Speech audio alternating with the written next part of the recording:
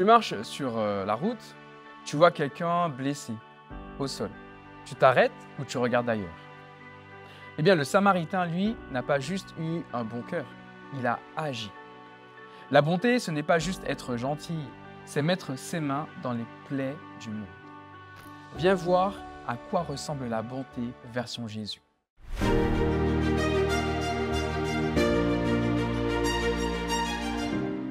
La pensée du jour se trouve dans Luc 10, versets 29 et 30. Mais l'enseignant de la loi, voulant se donner raison, reprit « Oui, mais qui donc est mon prochain ?» En réponse, Jésus lui dit « Il y avait un homme qui descendait de Jérusalem à Jéricho quand il fut attaqué par des brigands.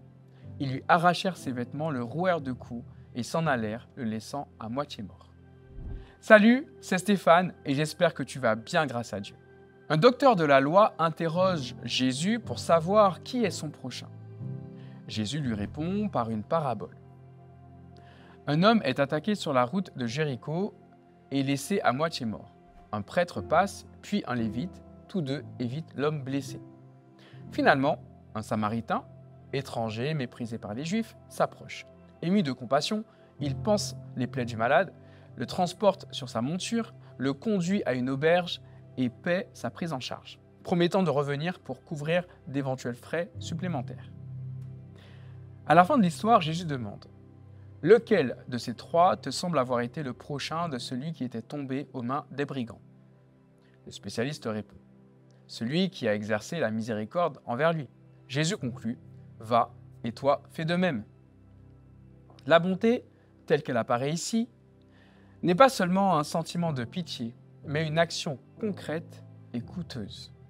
Le Samaritain aurait eu 1000 raisons de passer son chemin. Il n'était pas du même peuple, le chemin était dangereux et l'homme blessé était inconscient. Pourtant, il choisit d'aimer activement. Sa bonté s'exprime en gestes, il s'approche, il soigne, il transporte, il paie et on ne sait même pas si c'était quelqu'un qui avait les moyens. Cependant, il fait ce que les autres, plus religieux, n'ont pas fait. La bonté comme fruit de l'esprit n'est pas passive ni sélective. Elle naît dans un cœur rendu sensible par Dieu à la détresse d'autrui. Elle se manifeste par des actions désintéressées, même quand personne ne regarde. La bonté spirituelle cherche le bien de l'autre, même au prix d'un dérangement ou d'un sacrifice.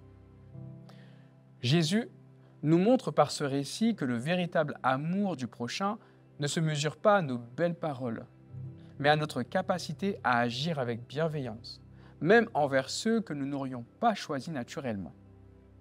Dans ton quotidien, tu croises bien des blessés au bord du chemin. Une collègue découragée, un voisin isolé, un inconnu dans la rue, un frère ou une sœur dans l'église en souffrance. Notre tendance naturelle est souvent l'indifférence ou la fuite. Mais l'Esprit veut te rendre attentif, disponible et rempli de bonté concrète. Agir avec bonté, c'est ouvrir les yeux sur les besoins autour de toi. C'est refuser de rester spectateur. C'est investir du temps, de l'énergie, parfois de l'argent pour le bien de quelqu'un d'autre. C'est ressembler à Jésus qui a lui-même été le bon samaritain pour chacun d'entre nous.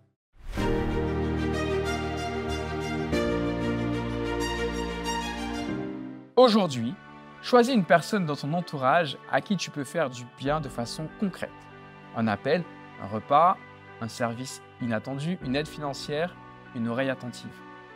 Ne te demande pas « est-ce que cette personne le mérite ?» mais « que ferait Jésus à ma place ?» Et fais-le dans la joie. Et que Dieu te bénisse abondamment.